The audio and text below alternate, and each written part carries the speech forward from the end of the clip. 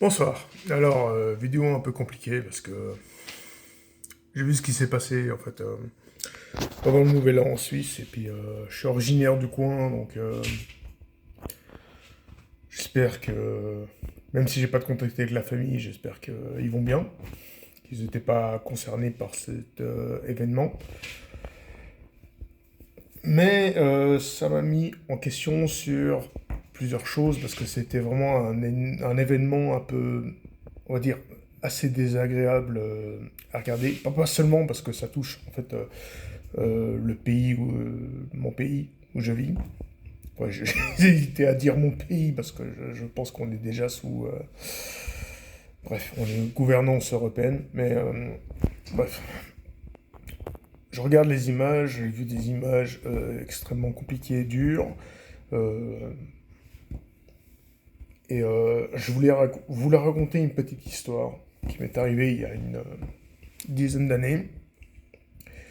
Alors j'allais rejoindre quelqu'un à Lausanne et à l'époque j'habitais près d'Yverdon. Donc on a pris le bus, on a pris direction, j'ai pris direction Yverdon.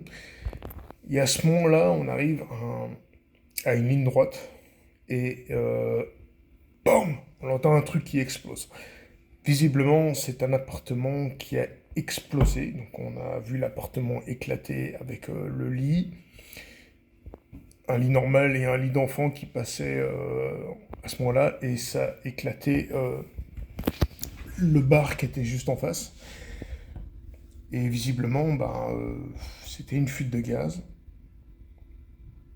Et il y a eu deux morts, c'est la gamine et la mère. Carbonisés, bon, ils n'ont rien senti. Ce qui est un peu différent des images que j'ai vues avant. Et bon, ce qui m'a choqué, c'est que j'ai vécu ça, mais ce qui m'a surtout le plus choqué, c'est quand on a descendu du bus, évidemment, il fallait descendre du bus et tout, et il y avait l'appartement qui était en train de brûler et tout le bordel, et j'ai vu plusieurs choses qui m'ont vraiment choqué dans le sens. Tu voyais les petits jeunes qui sortaient le portable, fumaient le truc. Oh, t'as vu, ça crame, ouais, ça pète de partout, oh, c'est génial.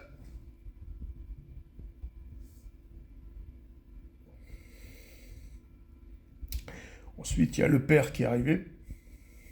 Le père, il a vu ça, il a très vite compris que c'était son appartement. Et je n'ai pas su le moment s'il a compris que. Je pense qu'il a compris que sa famille n'était plus là.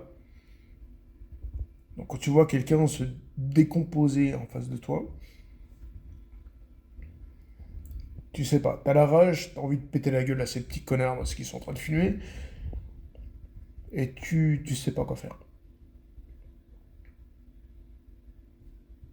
Voilà.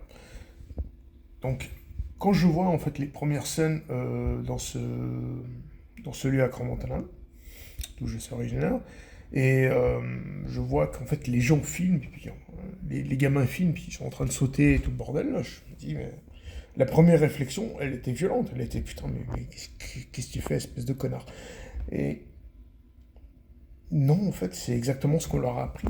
C'est exactement ce que la société aujourd'hui a appris à nos jeunes. Ça a filmé tout ce qui se passe, ça a tout documenté.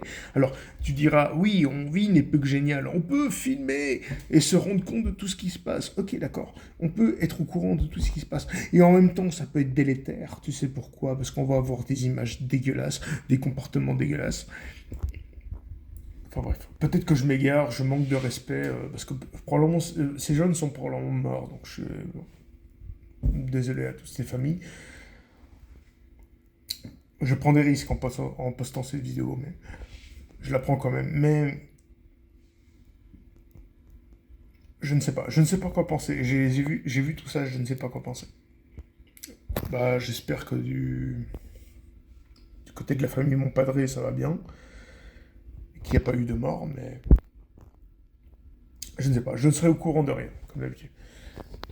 Bref, deuxième partie, je ne sais pas si je vais m'exprimer par rapport au Venezuela, Maduro et compagnie, parce que pour l'instant c'est trop frais, et puis bon, Je vais pas te mentir, pour l'instant, je m'en fous complètement. Bref, prenez soin de vous, de vos proches, et tant qu'ils sont là, parce qu'on ne sait jamais ce qui va se passer. Et salutations.